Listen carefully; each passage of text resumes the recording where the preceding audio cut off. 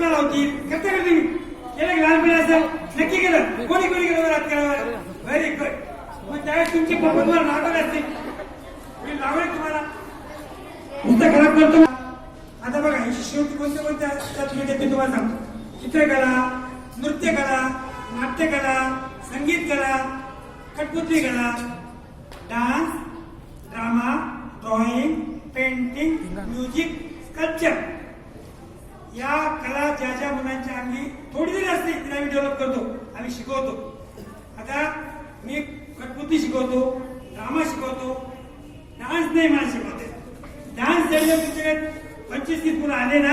तुम्ही भरतनाट्यमचे शिक्षक इथे बोलू शकतो कथकचे शिक्षक इथे बोलू शकतो त्यांची फी त्यांना द्यायची काय मी कठपुतलीची फी घेत नाही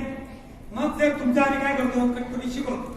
शिकवल्यानंतर दर रविवारी क्लास असतो आणि तो तुम्हाला त्या क्लासचा तुमच्या अभ्यासावर परिणाम होत नाही पहिली वस्तू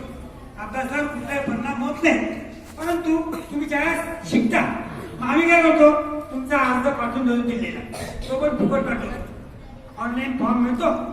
भरून पाठवतो नंतर तुम्हाला कॉल येतो कॉल आला की एक विद्यार्थी अधिक त्याचा एक पालक एक विद्यार्थी आणि एक पालक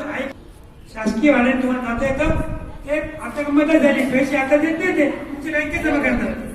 तुमचं भाडं तिकीट दाखवतात ना की तुम्हाला भाडं मिळतं नंतर जर तुम्ही त्या मुंबईच्या शिष्यवृत्तीमध्ये तिथे तुमची डेमो घेतात